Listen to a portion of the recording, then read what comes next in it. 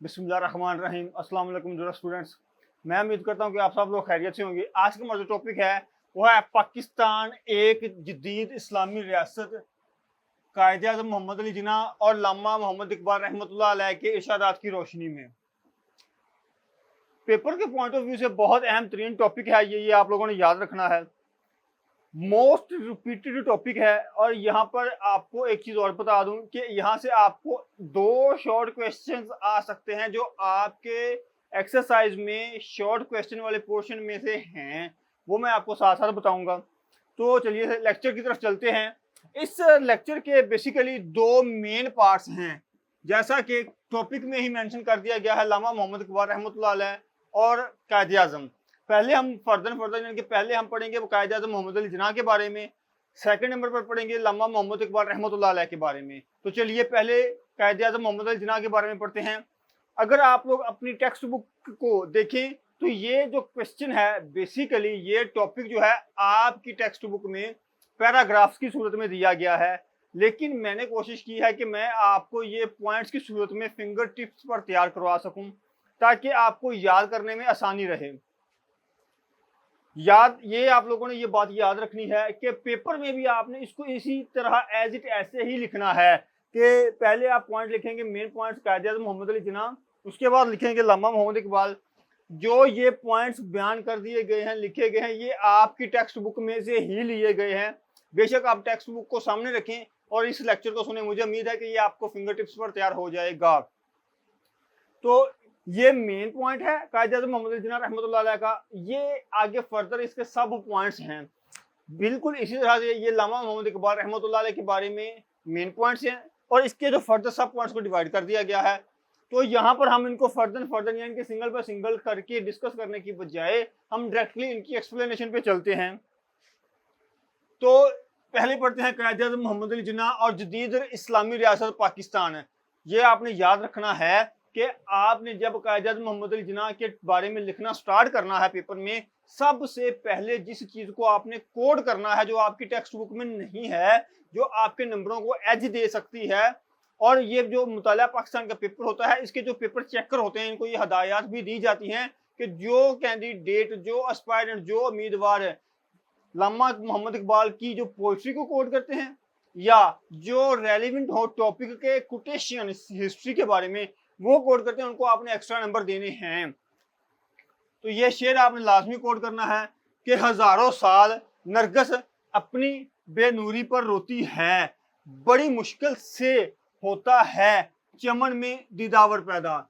ये आपने शेर एज इट ऐसे ही लिखना है। एक लाइन में मैं इसका आपको महफूम बता देता हूँ कि लामा मोहम्मद इकबाल उम्मत मुसलमान से किस चीज की तवक्को कर रहे हैं, किस चीज के बारे में बता रहे हैं या किस चीज के बारे में वो आगाह कर रहे हैं। हजारों साल नरगस बेसिकली एक फूल का नाम है। उसके बाद वो कहते हैं कि बेनूरी यानी कि हजारों साल तक जो नरगस का फूल होता है वो किस पर, बेनूरी पर, यानी कि अपने नूर ना होने की, नूर से मुराद यहाँ पर क्या है कि बसीरत, यानी कि आंखों के अंदर इलावा और जिस्मानी तौर पर जो अंदरूनी तौर पर बसीरत होती है उसके मातम करती है, किस चीज का, अंधेपन का। बड़ी मुश्किल से पैदा होता है चमन। ये चमन क्या है? चमन बेसिकली इसका उर्दू में आसान लफ्जों में जो मतलब है वो है बाग या गुलशन या गुलिस्तान।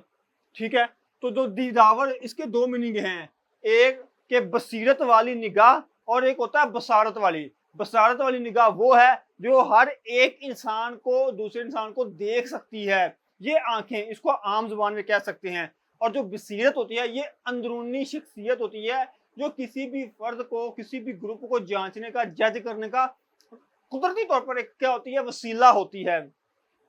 इसका मफहूम सिर्फ ये है कि लामा मोहम्मद इकबाल रहमतुल्लाह अलैह हमें इस शेर में ये समझा रहे हैं, बता रहे हैं, ताकीद कर रहे हैं कि जो नरगस का फूल होता है वो हजारों साल तक अपनी अंधेपन का, बेनूरी का, नूर के बगैर जिंदगी गुजारने का मातम करती है। और क्या होता है, यानी कि चमन, बाग, गुलिस्तान में बड़ी मुश्किल से एक बसीरत और बसारत वाला मर्दे मोमन पैदा होता है।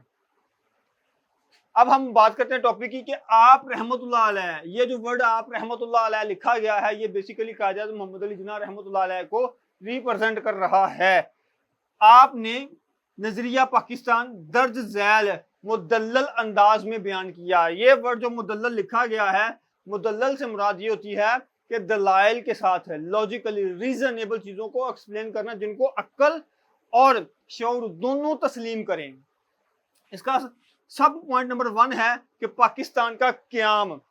پاکستان کے قیام کی وضاحت کرتے ہوئے آپ رحمت اللہ علیہ نے فرمایا پاکستان تو اسی روز وجود میں آ گیا تھا جب ہندوستان میں پہلا ہندو مسلمان ہوا تھا. آپ نے اس کو لازمی طور پر کوڈ کرنا ہے. جو چیزیں آپ کو کلرفل نظر آ رہی ہیں یہ بیسیکلی کوٹیشنز ہیں، شعر ہے، کوٹیشن ہے. یہ آپ نے ایز اٹ ایسے لکھنا ہے. جن چیزوں کو آپ کلرفل دیکھ رہے ہیں آپ نے ان کو پیپر میں ایسے ہی ہائی لائٹ کرنا ہے. اس کے بعد سب پوائنٹ نمبر 2 ہے کیا کہ مارچ 1940 کو منٹو پارک میں خطاب. آپ رحمت اللہ علیہ نے مارچ 1940 میں منٹو پارک لاہور میں مسلم لیگ کے جلسے سے خطاب کرتے ہوئے 2 قومی نظریے کی تشریح کی اور فرمایا کہ ہندوستان میں 2 قومیں بستی ہیں جن کی کوئی قدر مشترک نہیں ہے. یعنی کہ قدر مشترک سے مراد ہے کامن ویلیو. کوئی بھی سنگل کامن ویلیو بھی جو ہے وہ آپس میں مشترکہ نہیں ہے، ایک جیسی نہیں ہے، ایک سیم نہیں ہے. لہٰذا مسلمانوں کے لیے الگ مملکت کی ضرورت ہے. اب بات کرتے ہیں سب پوائنٹ نمبر 3 کی، تو وہ ہے مارچ 1944 میں طلبہ سے خطاب. قائد اعظم محمد علی جناح نے مارچ 1944 میں طلبہ کو مخاطب کرتے ہوئے فرمایا کہ ہمارا رہنما اسلام ہے اور یہی ہماری زندگی کا مکمل ضابطہ ہے. اب بات کرتے ہیں سب پوائنٹ نمبر 4 کی، وہ ہے 1943 میں مسلم لیگ کا سالانہ اجلاس. یہ آپ کے شارٹ کویسچن والے پورشن کا سب سے لاسٹ کویسچن نمبر 8 جو ہے یہ بیسیکلی اس کا آنسر ہے. بہت ریپیٹڈ شارٹ کویسچن ہے، آپ نے اس کو ڈیفینیٹلی ہر صورت میں تیار کرنا ہے. یہ پیپر میں آپ کو آنا ہے، چاہے آپ کا پیپر فرسٹ ٹائم ہے، چاہے سیکنڈ ٹائم ہے، چاہے پیپر آپ کا اینول ہے، چاہے پیپر آپ کا سپلیمنٹری ہے. یہ کویسچن ریپیٹڈ ہے، اس کو آپ نے لازمی طور پر تیار کرنا ہے. قائد اعظم محمد علی جناح نے مسلم لیگ کے 1943 کے سالانہ اجلاس منعقدہ کراچی میں فرمایا. یہ ورڈ منعقدہ یعنی کہ وہ اجلاس جو کراچی میں منعقد ہوا تھا اس کے بارے میں وہ بات کر رہا ہے. وہ کون سا رشتہ ہے جس سے منسلک ہونے سے تمام مسلمان جسد واحد کی طرح ہے.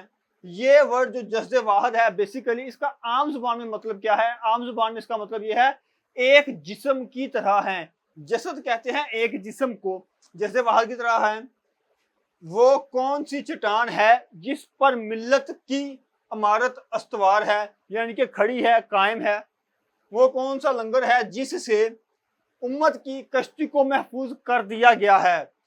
وہ رشتہ، وہ چٹان اور وہ لنگر اللہ تعالیٰ کی کتاب قرآن مجید ہے. اس کے بعد سب پوائنٹ نمبر 5 ہے کہ علی گڑھ میں خطاب. آپ رحمت اللہ علیہ نے علی گڑھ میں خطاب کرتے ہوئے نظریہ پاکستان کو ان الفاظ میں واضح طور پر فرمایا کہ پاکستان کے مطالبے کا محرک اور مسلمان. محرک کیا ہوتا ہے؟ محرک کہتے ہیں انگلش میں موٹیویٹ، یعنی کہ بڑھانا، آگے بڑھنا، زندگی میں ترقی کرنا، ڈیولپمنٹ کرنا. اور مسلمانوں کے لیے جداگانہ مملکت کی وجہ کیا تھی؟ تقسیم ہند کی ضرورت کیوں پیش آئی یا کیوں محسوس ہوئی؟ اس کی وجہ سے ہندوؤں کی اس کی وجہ ہندوؤں کی تنگ نظری ہے، نہ انگریزوں کی چال. اس سنٹینس کو سمجھیں کہ وہ فرما رہے ہیں کہ اس کی وجہ ہندوؤں کی تنگ نظری ہے نہ انگریزوں کی چال. وہ یہ کہہ رہے ہیں کہ اس کی جو بیسک وجہ ہے وہ نہ تو ہندوؤں کی تنگ نظری ہے اور نہ ہی انگریزوں کی چال ہے، بلکہ یہ تو اسلام کا بنیادی بیسک ڈیمانڈ ہے، یعنی کہ بنیادی مطالبہ ہے. سب پوائنٹ نمبر 6 ہے پشاور میں طلبہ سے خطاب.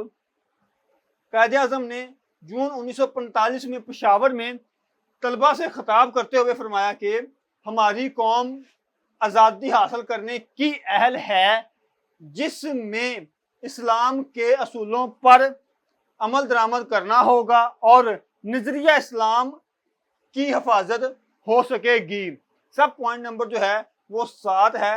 वो क्या है कि तासबात का खात्मा, यानी कि तासबात कहते हैं लड़ाई झगड़े को, लड़ाई झगड़े उनका खात्मा कैसे किया जाए। आपने फरमाया कि 21 मार्च 1948 को ढाका में अवाम से खिताब करते हुए फरमाया कि मैं चाहता हूं कि आप सिंधी, बलोची, पंजाबी, पठान और बंगाली बनकर बात ना करें।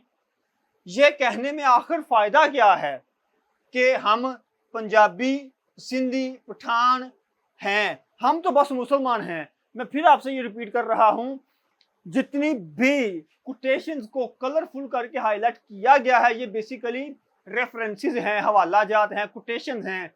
आप लोगों ने पेपर में इसी तरह से इनको हाईलाइट मार्कर के साथ करना है ताकि पेपर चेकर जो है वो डायरेक्टली आपकी इन हाईलाइट की हुई चीज़ों को, प्रेजेंट की हुई चीज़ों को देख सके, आपको एक्स्ट्रा वेटेज नंबर आपको फौरी तौर पर दे सके। अगर बात करें सब पॉइंट नंबर 8 की तो वो है फलाही और रफाई मुमलकत का तस्वर है, यानी कि कायद-ए-आज़म मोहम्मद अली जिन्ना ने जो फलाही और रफाही मुमलकत का तस्वर पेश किया उसको हम देखते हैं कि उनके मुताबिक फलाही और रफाई मुमलकत क्या है।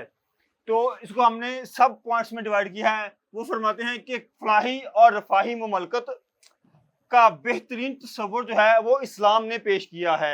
उसके बाद सब पॉइंट नंबर 2 है कि दुनिया में लाफानी असूलों और कवानीन पर मुश्तमिल निज़ाम हयात सिर्फ कुरान मजीद में है। सब पॉइंट नंबर 3 है कि कायद-ए-आज़म मोहम्मद अली जिन्ना ने कभी भी किसी फिरकी वारियत का प्रचार नहीं किया।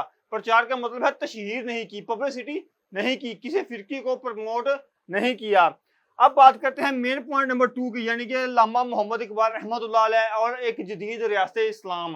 वो क्या है कि सब पॉइंट नंबर 1 है इनका, वो कहते हैं कि अल्लामा इकबाल और दो कौमी नजरिया, यानी कि दो कौमी नजरिया जो था वो अल्लामा इकबाल की नज़र में क्या था वो देखते हैं। अल्लामा मोहम्मद इकबाल रहमतुल्लाह ने दो कौमी नजरिए के हवाले से दावा किया कि हिंदू और मुसलमान एक मुमलकत में इकट्ठे नहीं रह सकते और मुसलमान जल्द या बदेर, बदेर का मतलब होता है कि देर से, लेट, अपनी जुदागाना मुमलकत बनाने में कामयाब हो जाएंगे। अब इसका फर्दर सब पॉइंट नंबर 2 है वो है अल्लामा मोहम्मद इकबाल रहमतुल्लाह अलैह और वाहिद कौम का तस्वर, यानी कि बरसगीर में जो हिंदुओं की ये डिमांड थी या हिंदुओं का ये जो मुतालबा था या जो हिंदुओं का ये दावा था कि जी बरसगीर में एक वाहिद कौम रहती है, यानी कि बरसगीर में रहने वाले तमाम लोग एक हैं। आपने इस नजरिए को मुस्तरद किया, रिजेक्ट किया। अल्लामा मोहम्मद इकबाल रहमतुल्लाह अलैह फरमाते हैं कि बरसगीर में वाहिद कौम के वजूद का तस्वर मुस्तरद है, यानी कि रिजेक्ट है, और मुस्लिम कौम की जुदागाना हैसियत पर जोर दिया। सब पॉइंट नंबर 3 है कि अल्लामा मोहम्मद इकबाल रहमतुल्लाह अलैह और खुतबा इलाहाबाद 1930। यहाँ से आपको एक एमसीक्यूज और शॉर्ट क्वेश्चन लाजमन आएगा। अल्लामा मोहम्मद इकबाल रहमतुल्लाह अलैह ने वाज़ह फरमाया कि इंडिया एक बर्रे सगीर है, मुल्क नहीं। यहाँ मुख्तलिफ मज़ाहब से ताल्लुक़ रखने वाले और मुख्तलिफ ज़ुबानें बोलने वाले लोग रहते हैं। मुस्लिम कौम अपनी जुदागाना मजहबी और सकाफती पहचान रखती है। सब पॉइंट नंबर इसका जो है 4 है कि इस्लाम एक मुकम्मल ज़ाब्ता हयात। अल्लामा मोहम्मद इकबाल ने इस चीज़ पर वाहिद या ये कह लें कि वाज़ह तौर पर हक़ाइक़ के साथ मुदल्लल दलाइल के साथ इस चीज़ को साबित किया है कि इस्लाम ही वो वाहिद दीन है जो कि कुल्ली तौर पर अव्वल और आखिर जो है वो मुकम्मल ज़ाब्ता हयात है। Islam is a complete code of a life. 1930 में आपने खुतबा इलाहाबाद में फरमाया कि इस्लाम एक हकीकत है, दस्तूर हयात है और एक निज़ाम है। यही वो बात है, अगर हम इसे पा लें तो मुस्तकबिल में हिंदुस्तान की एक शानदार तहजीब के अलमबरदार बन सकते हैं। उसके बाद मेन पॉइंट नंबर जो है वो 5 है हासिल कलाम।